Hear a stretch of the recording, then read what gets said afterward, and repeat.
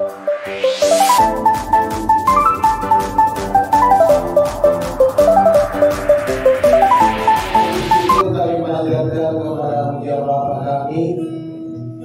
bersyukur karena kasih setia Tuhan dan kebaikan Tuhan yang Tuhan selalu nyatakan hari lepas hari sepanjang hidup kami. Kami percaya kami hidup oleh karena janji, kami hidup oleh karena firman-Mu, kami hidup oleh karena kasih. Dan pagi ini Tuhan, kami buka hati kami, telinga kami, roh kami Tuhan, untuk mendengarkan firman Tuhan. Biarlah Roh yang kudus itu Tuhan berbicara kepada kami, menolong kami, memberikan hikmat dan pengertian, supaya kami dapat menjadi pelaku-pelaku firman.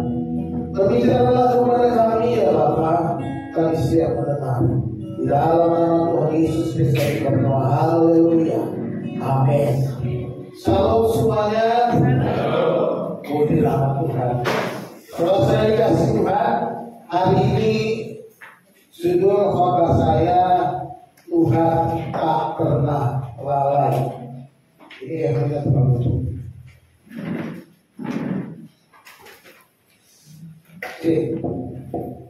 Tuhan tak pernah lalai. Apa yang dikasih Tuhan? Pernahkah saudara tidak pernah mengikat janji? Kita semua ini mungkin pernah alami ya. Kita pernah ikat janji. Sudah janji tapi tidak ditepati. Apalagi yang waktu pacaran nih bapak-bapak nih, suka janji gombal. Ya, pasti pernah alami ya. Kita pernah juga gagal dalam menepati janji kita, atau kita juga pernah dikecewakan oleh karena ada orang yang berjanji tak ditepati. Ada lagu yang bilang apa? Kau yang mulai, kau yang mengakhiri. Kau yang berjanji, kau pula yang tidak menepati. Ya kan? Kita seringkali kecewa oleh karena ada janji-janji palsu, janji-janji yang tidak ditepati. Tetapi kita percaya bahwa Allah kita selalu tepat pada janjinya. Amin. Allah kita selalu melakukan apa yang telah dijanjikannya. Allah kita selalu tepat dan tidak akan pernah mengecewakan siapapun yang percaya dan pegang janjinya. Kita akan bersama-sama belajar dari kitab Kejadian pasal yang ke-17. Kita baca ayat 17 sampai 21 saja. Ini kisahnya sudah kalau kita baca seluruhnya, tapi terlalu panjang kalau kita bacakan semua. Kita ini sering kasih yang paling penting dari kisah kita membaca bahwa Tuhan tidak pernah lalai menepati janji. Kejadian 17 ayat 17 sampai ayat 21 demikian firman Tuhan. Lalu tertunduklah Abraham dan tertawa, serta berkata dalam hatinya, mungkinkah bagi seorang yang berumur 100 tahun dilahirkan seorang anak? Dan mungkinkah Sarah yang telah berumur 90 tahun itu melahirkan seorang anak? Dan Abraham berkata kepada Allah, sekiranya Ismail diperkenankan hidup di hadapan-Mu. Tetapi Allah berfirman, tidak, melainkan istrimu Sarah yang akan melahirkan anak laki-laki bagimu, dan engkau akan menamai dia Ishak. Dan aku akan mengadakan perjanjianku dengan dia menjadi perjanjian yang kekal untuk keturunannya. Tentang Ismail, aku telah mendengarkan permintaanmu. Ia akan kuberkati, kubuat beranak cucu dan sangat banyak. Ia akan memperanakkan 12 raja, dan aku akan membuatnya menjadi bangsa yang besar. Tetapi perjanjianku akan kuadakan dengan Ishak, yang akan dilahirkan Sarah bagimu tahun yang akan datang. Pada waktu seperti ini juga. Amin. Demikian firman Tuhan.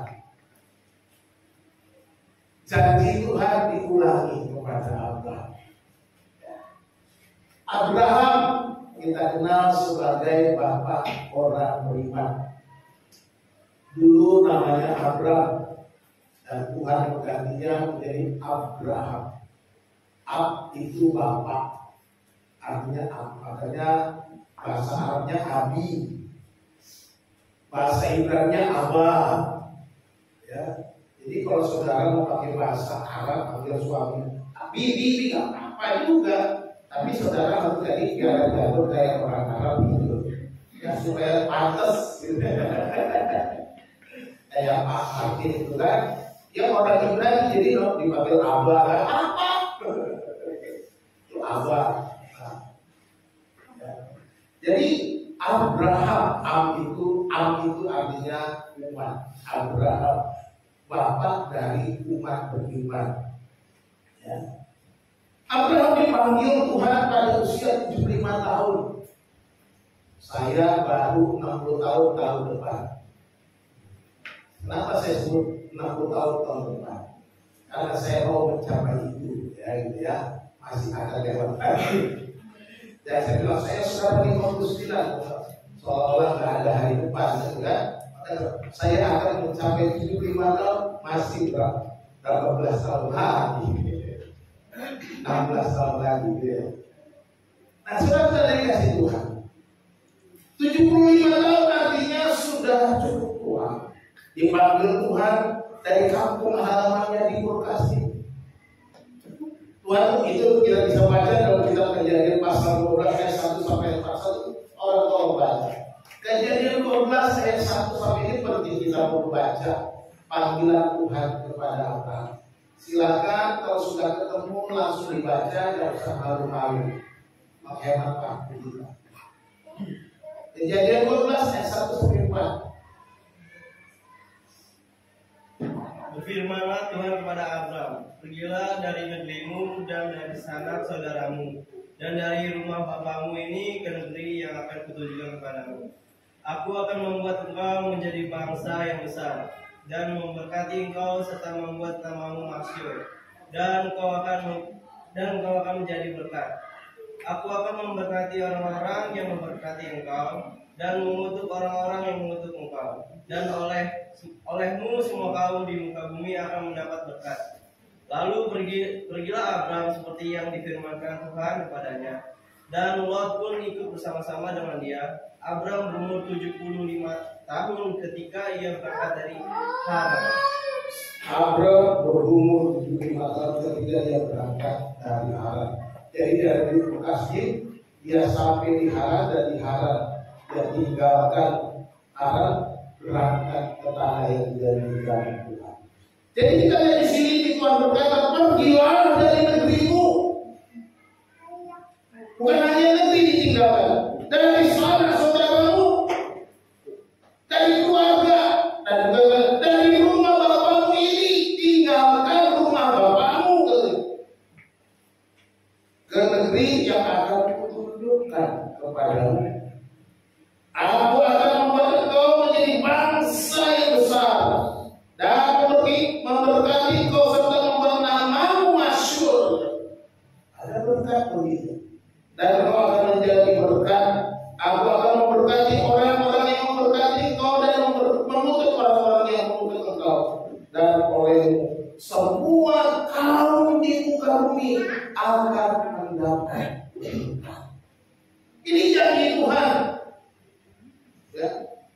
Akhirnya Abraham pergi meninggalkan Haran pada usia 75 tahun. Dia membawa keponakannya Lot bersama-sama dengan dia untuk meninggalkan Haran, untuk pergi ke suatu negeri yang Tuhan sudah janjikan kepadanya. Dan nas yang kita baca dalam pasal 17 itu, Abraham sudah usia 99 tahun. 24 tahun berlalu. 24 tahun berlalu, sudah penantian yang cukup panjang. Apa yang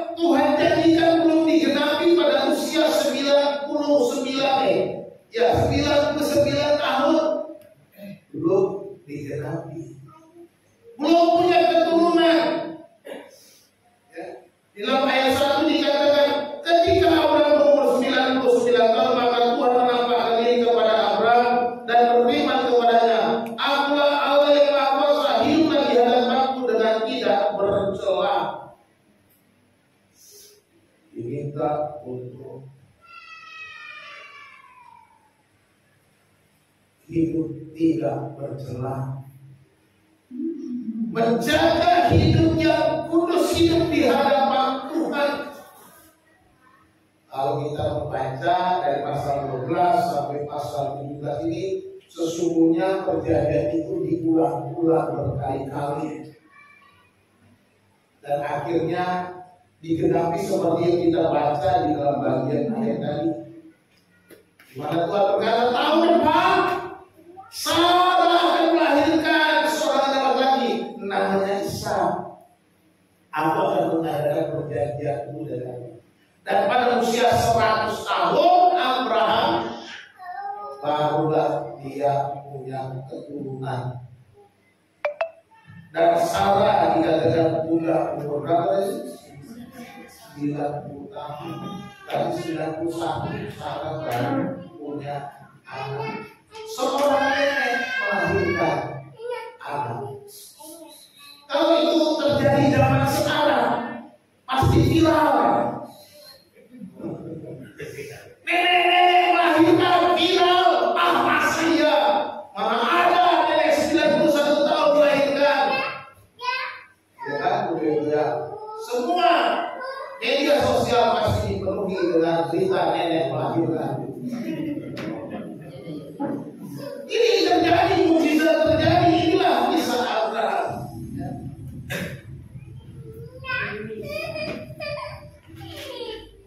Kita melihat di sini selama 25 tahun perjalanan Abraham, apakah Tuhan lalai dengan janjinya?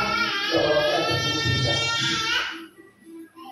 Ya, Tuhan perlu bekerja menggenapi janjinya.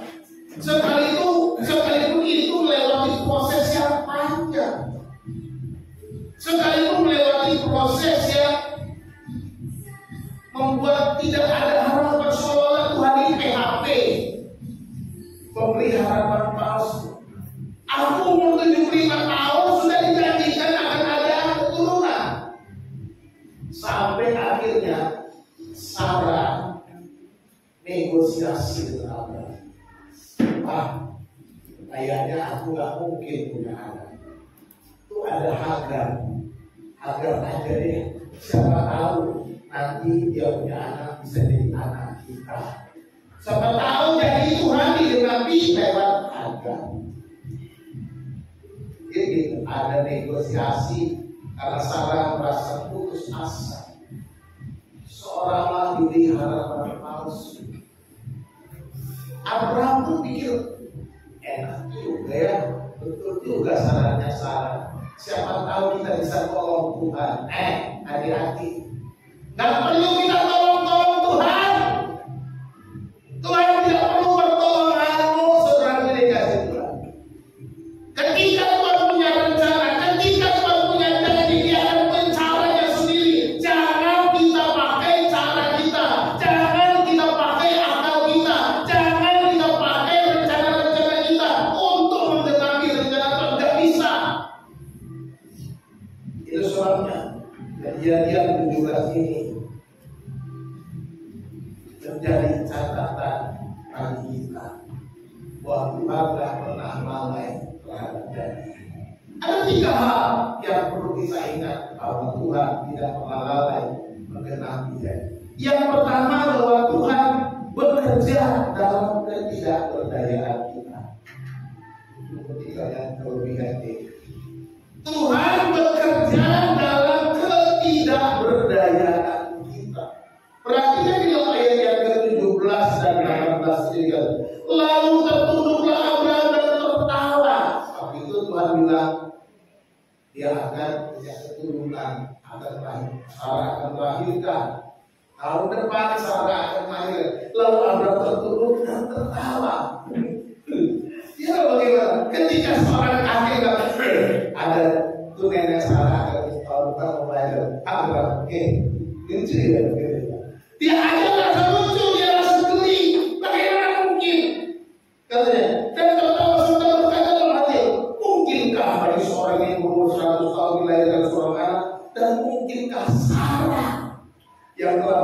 90 tahun itu melahirkan seorang anak. Itu akal. Dan Abraham berkata kepada Allah, sekiranya Ismail diperkenankan hidup di hadapan. Ya. Abraham tidak berdaya lagi, tidak ada daya. Aku ini sudah loyo, aku ini sudah tua, sudah peot, demikian juga Sarah. Kalau bisa Ismail saja, tak berdaya. Tetapi di tengah-tengah tidak berdaya itu Tuhan datang menguatkan dia.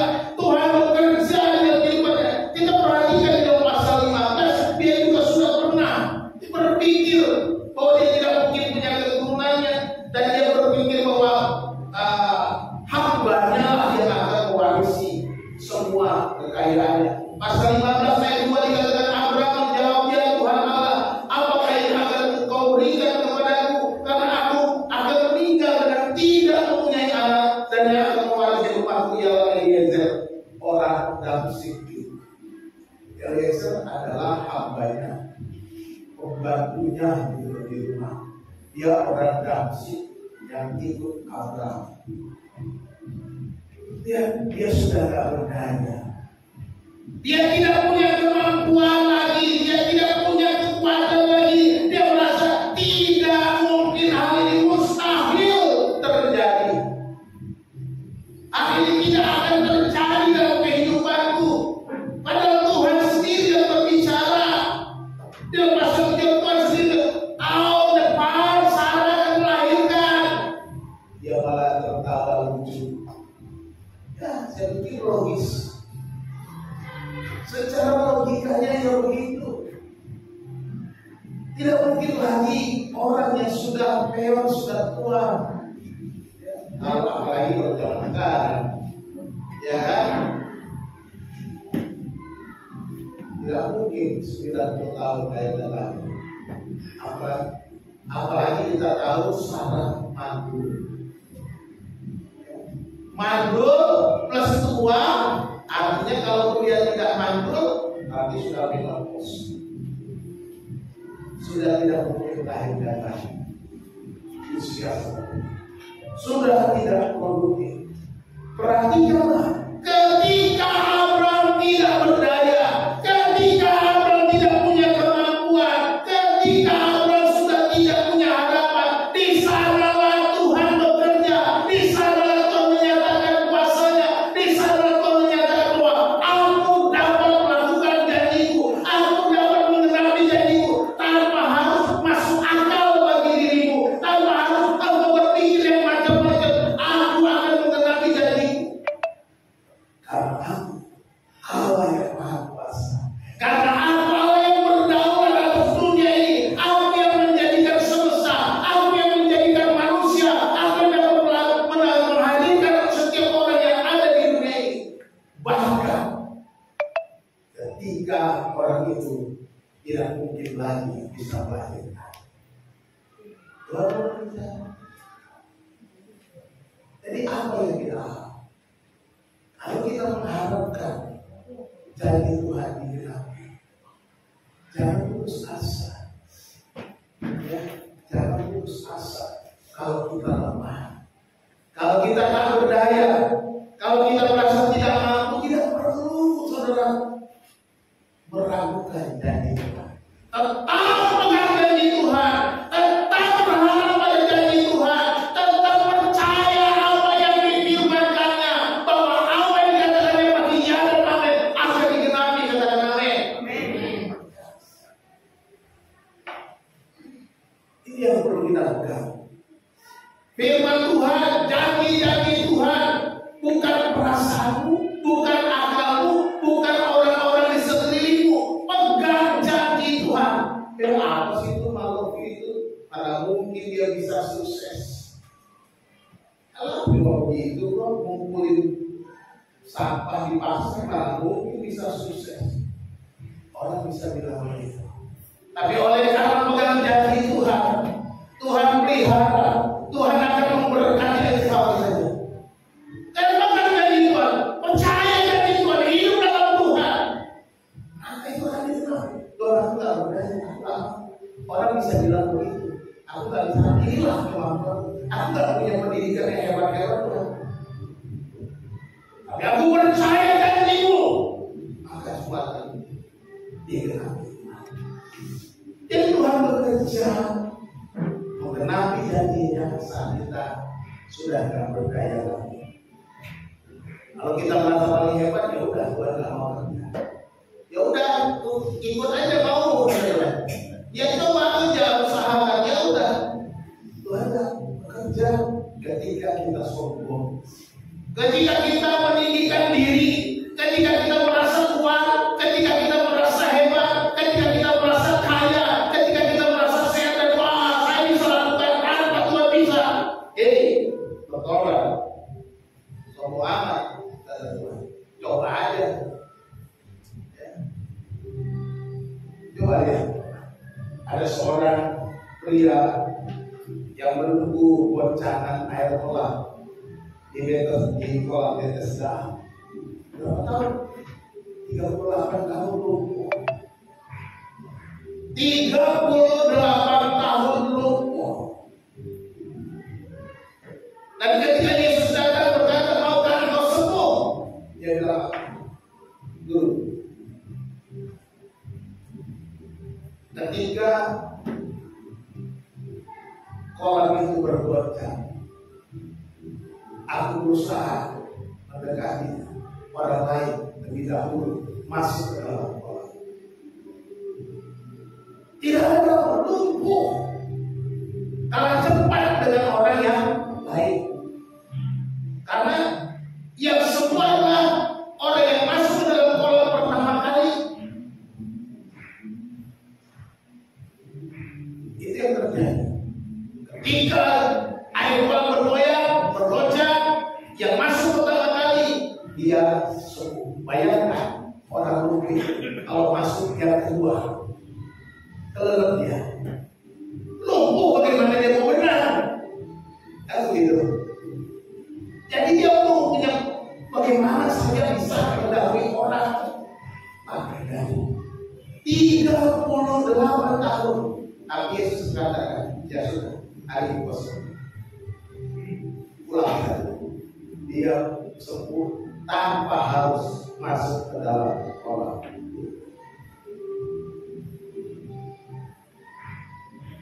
Harapannya digenapi oleh karena Yesus hadir. Itu yang paling penting. Firman Tuhan, firman Yesus berfirman, maka kosong.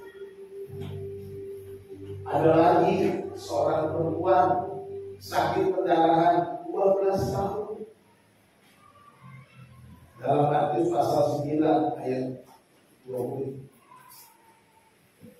12 tahun sakit pendarahan, dan ketika Yesus lewat dia mau dekat Yesus.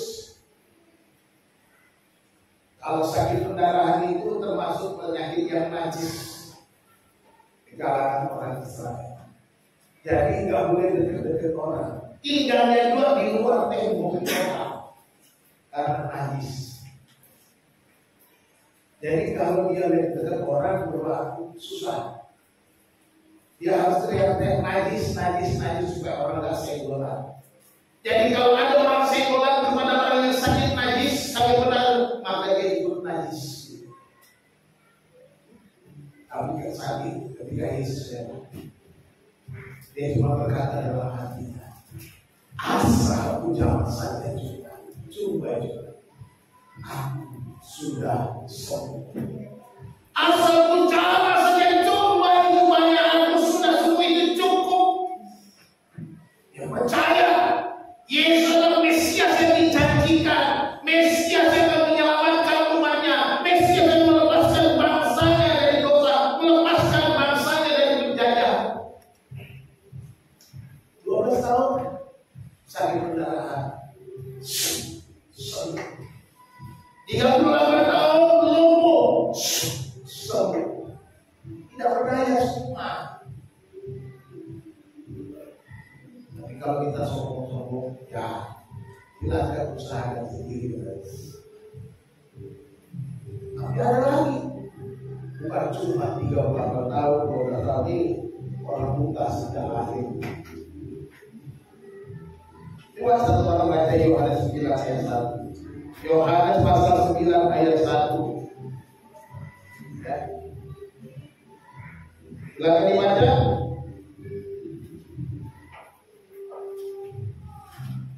Jadi jangan malu-malu.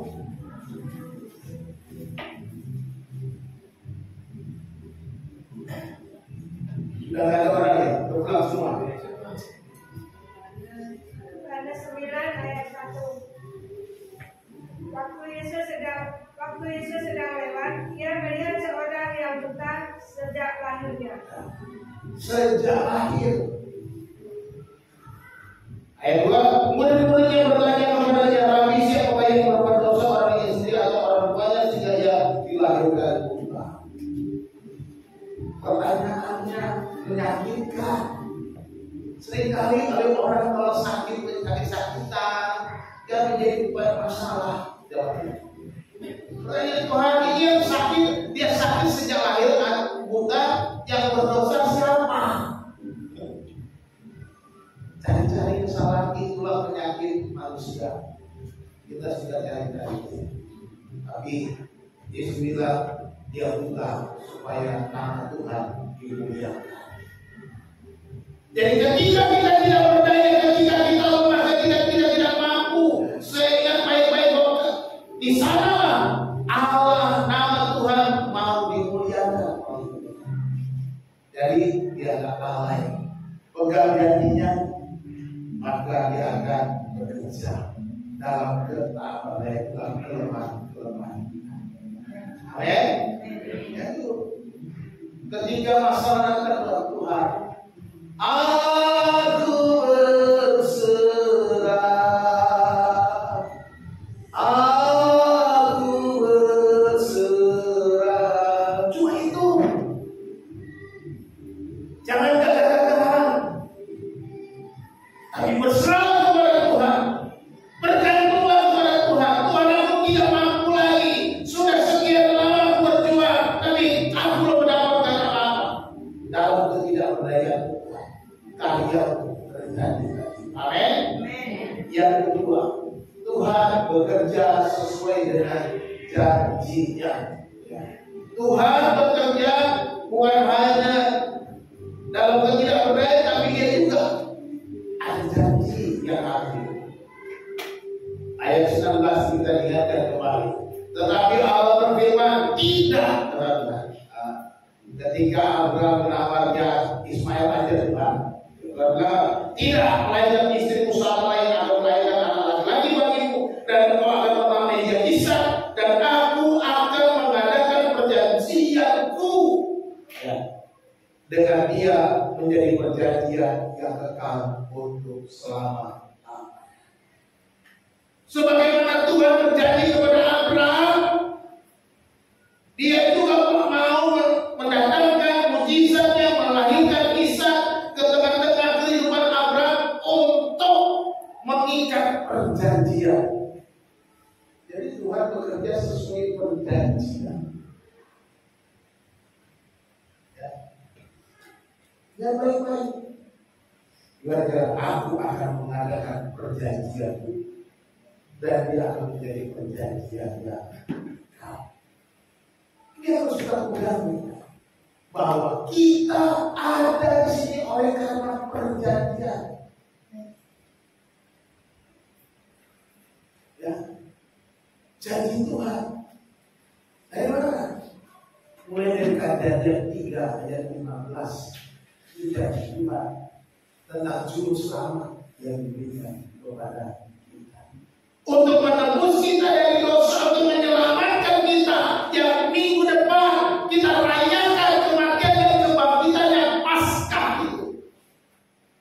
Itulah perjanjian kekal yang juga Tuhan kerjakan oleh Abraham, Ishak, Yakub. Perjanjian kekal yang diberikan kepada Ishak inilah perjanjian yang menyatakan kepada Yesus Kristus Tuhan kita yang menebus dosa saudara dan saya. Luar biasa. Itulah perjanjian kekal. Jadi kita ini adalah anak-anak perjanjian, saudaraku. Kita adalah anak-anak perjanjian yang diselamatkan oleh darah Yesus. Perjanjian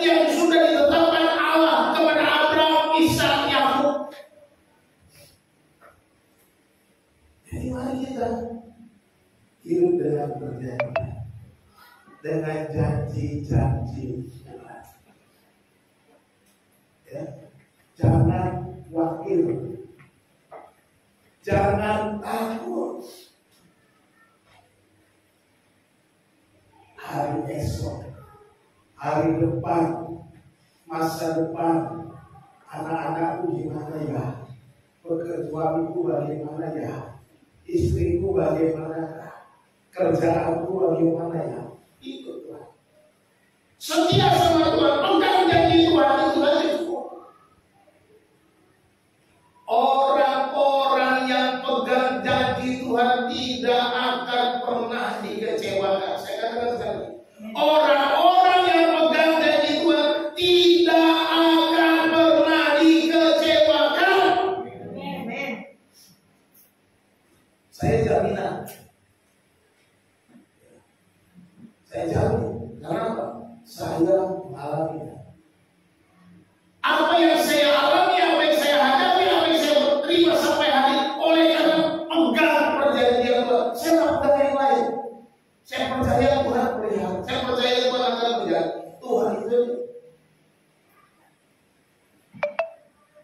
nggak nego-nego. Nggak usah cari yang lain. Abraham dipanggil Tuhan berjalan, dia dipelihara, bahkan dia menjadi orang kaya raya, ya diberkati ketika ada jadi Tuhan. Engkau akan diberkati. Orang akan diberkati kalau memberkati engkau. Orang akan ikut kalau menguntungkan engkau adalah Tuhan kepada. Makanya jangan suka takut bangsa Israel, bangsa pilihan Tuhan. Berkati aja. Ya. Kalau orang lain suka takut bangsa pilihan Tuhan, nggak usah diikutan. Ya biar aja. Kita doakan aja. Ya. Kalau ada pemimpin bangsa kita takut bangsa Israel, ya kita doakan bangsa kita, Tuhan, ampunilah bangsa itu aja. Ya. Kenapa kita berdoa kepada bangsa kita? Karena kita ada di sini. Kita berdoakan bangsa. Ampunilah pemimpinku yang sudah ngomong begitu. Ya. Kita perlu mendoakan pemimpin kita yang salah ngomong karena nggak paham soal janji Tuhan. Kita yang sudah paham, kita Tuhan berkati negeriku. Janganlah kau timpakan murkamu atas negeri oleh karena ada yang salah ngomong Tuhan. Ya gitu ya. Jadi ingat, pegang janji. Tuhan bekerja sesuai dengan janji. Apakah janji Tuhan bisa dipegang? Apakah saudara pernah dikecewakan Tuhan? Pernahkah saudara tidak menerima janji Tuhan? Kalau saudara merasa belum ada, aku pernah, saya pernah minta gini kok janji Tuhan begini tapi tidak digenapi. Koreksi diri lagi. Periksa dulu, kenapa itu nggak diberi? Kenapa nggak diberi? Karena janjinya berkata dalam Mazmur 12 ayat 7, janji Tuhan adalah janji yang murni, bagaikan perak yang teruji 7 kali dimurnikan dalam dapur peleburan di tanah. Ini janji Tuhan gimana? Pemazmur mempercayai bahwa janji Tuhan itu murni, sudah diuji, teruji 7 kali dimurnikan. Artinya janji Tuhan enggak ada campuran kepalsuan. Seperti perak diadakan atau seperti emas murni yang diuji, dimakan, dilebur di dalam dapur peleburan 7 kali supaya menghasilkan perak murni atau emas murni. Tidak ada campuran. Jadi mari kita pegang janji Tuhan ragu. Apa kita berdoa kok terlalu lama? Ingat, makin kita tak berdaya, makin kita akan merasakan kebiasaan kehadiran. Mazmur 18 ayat 31 masuk juga bilang apa? Adapun Allah jalannya sempurna, janji Tuhan adalah murni, Dia menjadi perisai bagi semua orang yang berlindung padanya. Janji Tuhan adalah murni, katanya. Jalannya sempurna, Dia menjadi perisai perlindungan, penolong, memproteksi tempat kita berlindung. Ini janji Tuhan.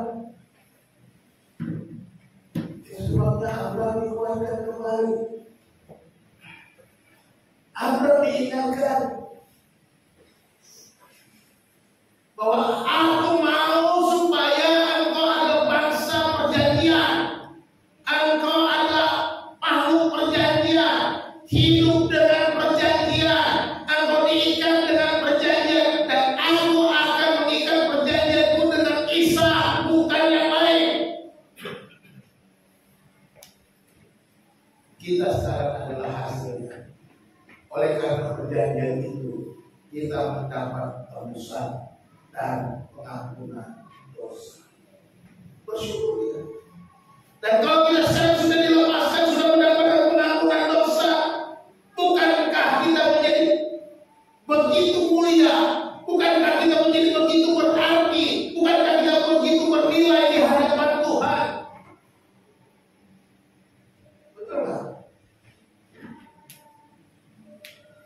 Kalau saudara pergi ke tepi pantai, kalau tiba-tiba saudara melihat ada batu, dua batu di depan saudara di tepi pantai. Yang satu batunya berkilau-kilau indah warnanya, yang satu batunya batu koral biasa. Saudara pilih yang mana? Pilih yang mana? Yang berkilau-kilau, berarti kan? Karena apa? Ini pasti lebih berharga. Betul nggak?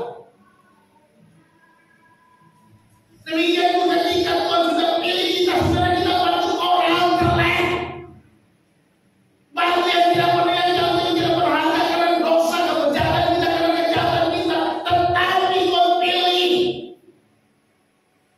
menjadi bernilai.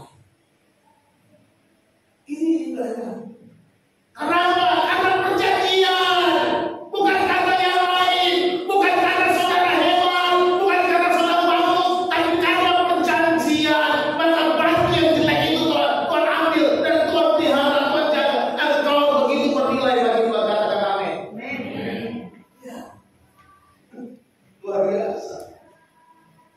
Jadi bukan karena kita berkilau-kilau, oh kita itu batu permata yang bukan. Karena perjanjian. Jadi Tuhan bekerja sesuai dengan perjanjian, sesuai dengan janjinya. Dia tidak akan pernah ingkar janji. Kalau berbagi saja kata orang, tidak pernah ingkar janji. Tergila itu. Saya nggak tahu benar nggak sih berbagi itu tidak pernah ingkar janji. Katanya kan gitu kan, burung merpati itu kalau sudah sepasang, yang tak, kalau satunya pergi, dia akan sendirian aja. Artinya gitu kan, dari tidak pernah ingkar janji. Tapi Tuhan dijamin janjinya murni. Dijamin janji Tuhan itu sebagai perisai di mana kita berlindung kepada Tuhan. Tuhan tidak pernah lalai, sebab Dia menggenapi janji. Dia bekerja sesuai dengan perjanjian. Yang ketiga, Tuhan tidak pernah lalai karena Tuhan bekerja menurut waktunya. Amin. Waktu Tuhan pasti yang terbaik, walau kadang tak mudah dimengerti.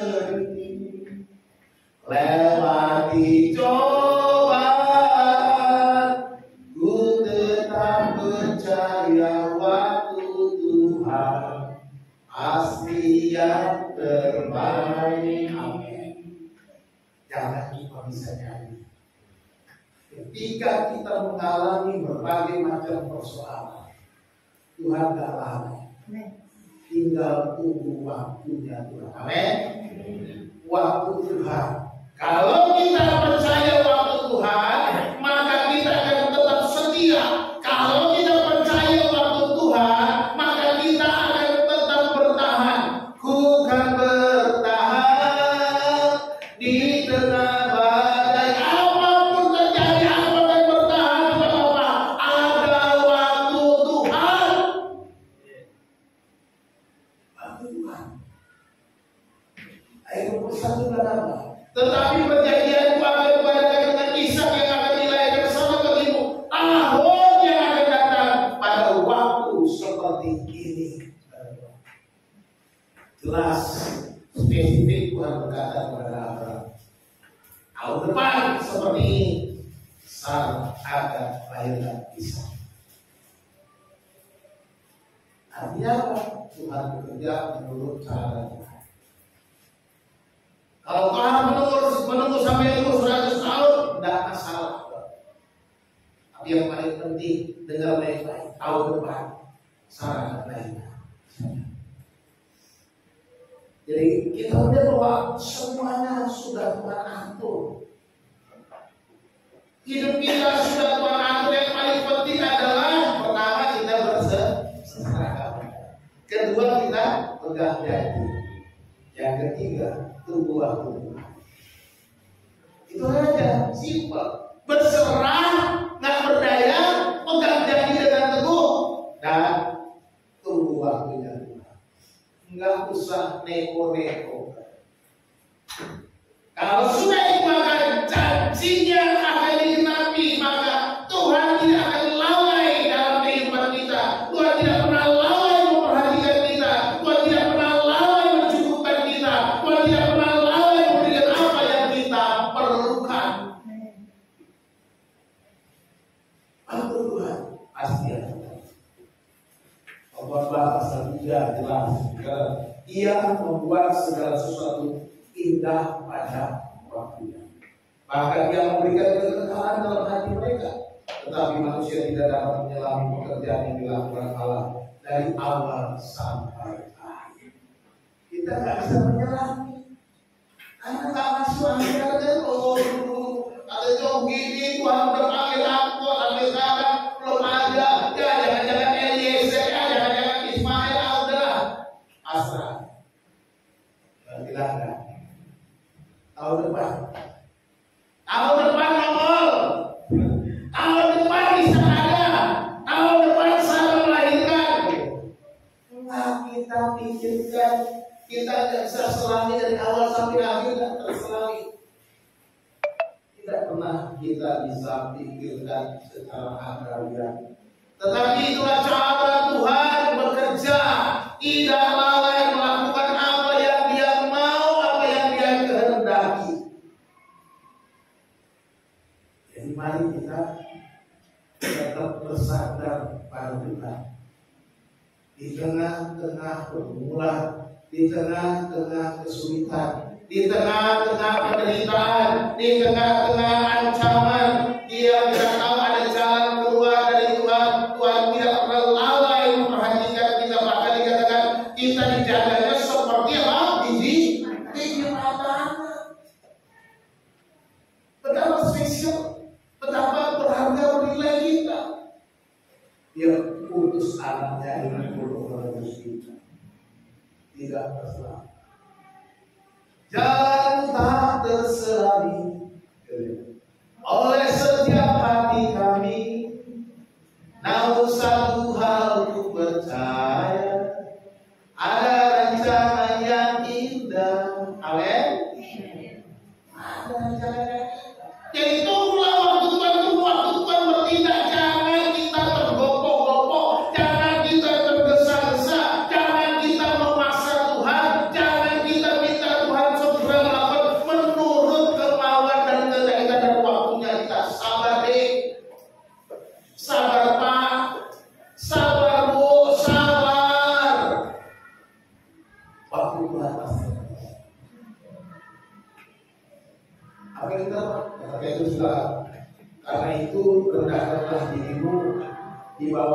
iman Tuhan yang kuat, supaya kamu ditinggikannya pada waktunya.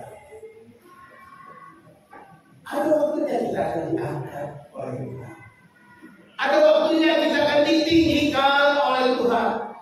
Mungkin dunia ini merendahkan kita, mungkin dunia ini meremehkan kita, mungkin dunia tidak menganggap kita, tapi akan ada waktunya Tuhan meninggikan. Tapi kalau sudah rendahkanlah dirimu di bawah tangan Tuhan yang kuat. Itu sebabnya saya katakan tadi dari awal, Tuhan tidak pernah lalai. Sarannya cuma saat ada tiga. Kita harus berserah merendahkan diri di bawah tangan Tuhan. Tuhan berdaya. Kita harus pegang janjinya dan kita harus tunggu waktunya. Maka kita akan menikmati berkat-berkat. Kita akan mengalami berkat-berkat yang berlimpah itu kalau kita percaya penuh kepada Tuhan dengan tidak meragukan janji-janjinya. Ya. Kita sudah nyanyikan, waktu Tuhan pasti yang Tuhan. Jadi kalau saudara dalam kelemahan, dalam ketidakberdayaan, sudah lama menunggu janji Tuhan, nyanyi aja lagi. Katakan, waktu Tuhan pasti yang terbaik. Pasti saudara dibuatkan. Saudara bangkit lagi, tegar lagi, hadapi lagi, bertahan lagi, maju terus. Waktu Tuhan. Besok saudara lagi belum mengalami, nyanyi waktu Tuhan lagi. Kuatkan terus hati kita. Tiap-tiap hari nyanyi lagi, waktu Tuhan pasti yang terbaik. Kalau hari ini belum, waktu Tuhan pasti yang terbaik. Pak, masa begitu terus? Jangan-jangan sampai Tuhan Yesus datang begitu terus? Ya iya. Waktu Tuhan masih, kalau Tuhan Yesus sudah datang udah beres. Kan begitu. Berarti udah dijawab semua. Selesai. Tinggal kita bersama-sama Yesus semuanya masuk ke surga. Kan begitu. Ngapain lagi mikirin uang sekolah anak? Ngapain lagi mikirin uang kontrakan? Ngapain lagi mikirin utang piutang? Nggak usah lagi. Kalau Yesus sudah datang, ya sudah selesai. Hidup sudah selesai. Hidup kita sudah selesai. Tinggal kita hidup bersama Yesus. Jadi, nyanyi bersama Yesus datang. Waktu Tuhan pasti yang terbaik. Amin. Tuhan tidak pernah lalai. Amin. Yang pertama, Tuhan tidak pernah lalai. Apa? Yang pertama apa? Tuhan bekerja dalam tetap berdaya. Ya, Abraham sudah tak berdaya lagi, seolah-olah di PHP, putus asa, tapi Tuhan bekerja dalam kelemahan. Yang kedua, Tuhan bekerja sesuai dengan janjinya. Jadi pegang janji. Pegang janji Tuhan, teguh, gak usah ragu. Janji Tuhan janji.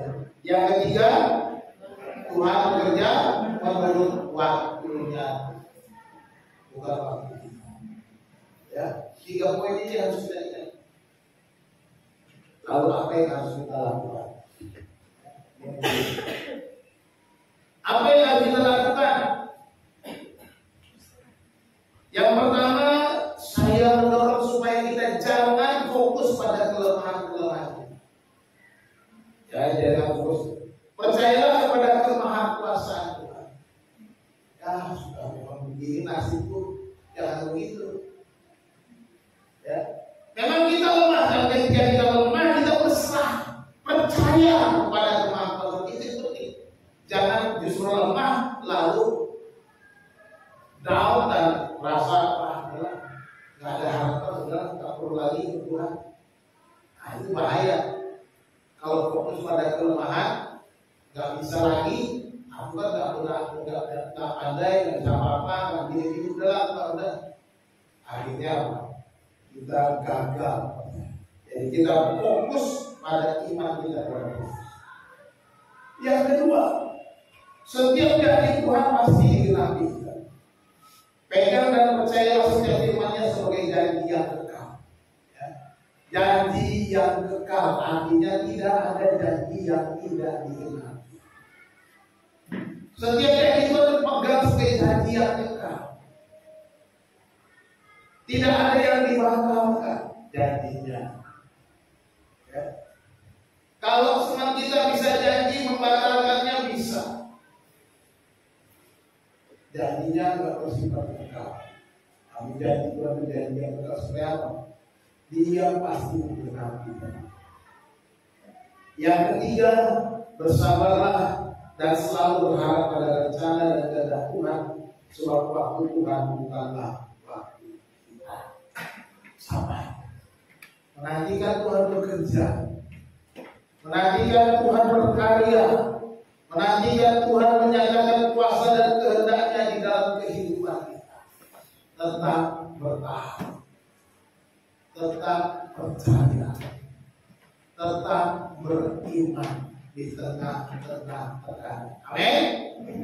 Tuhan Yesus memberkati kita.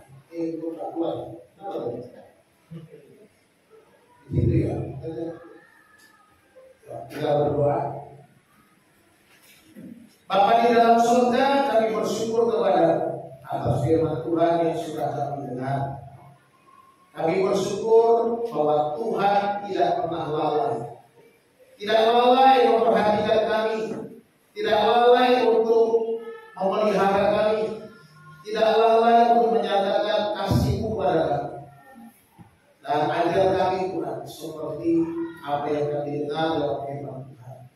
Apa yang Tuhan tekankan kepada Abraham, bahwa Tuhan Allah kami, Tuhan yang selalu bekerja ketika kami sudah tak berdaya. Kami ajar kami untuk berserah ketika kami tidak mampu lagi, ya Tuhan. Dan Tuhan bekerja sesuai dengan apa yang Engkau janjikan, dan hidup kami itu Tuhan adalah hidup karena perjanjian. Oleh karena janji-janji itu kami ada sebagaimana adanya, dan kami percaya Tuhan, dan ajar kami bersyukur, bersabar untuk menantikan semua pertolongan Tuhan tepat pada waktunya, pada waktu Tuhan sendiri. Terima kasih Tuhan. Terima kasih untuk firman Tuhan. Ajar kami dalam hidup kami tiap-tiap hari kami melangkah, supaya kami melangkah dengan bersandar kepada firman, bukan bersandar pada kekuatan kami sendiri. Terima kasih Bapa di surga, berkatilah umat-Mu, tanamkanlah di hati kami masing-masing percaya, iman teguh, tanpa takut, tanpa ragu. Dan kami akan terus bertahan sampai Tuhan datang. Menantikan waktu ya Tuhan yang terbaik bagi kami. Terima kasih Bapa, hamba-Mu berhenti berbicara ya Allah. Biarlah Roh-Mu yang terus berbicara kepada kami. Di dalam nama Tuhan Yesus Kristus, kami sudah berdoa dan bersyukur ya Bapa. Haleluya. Amin.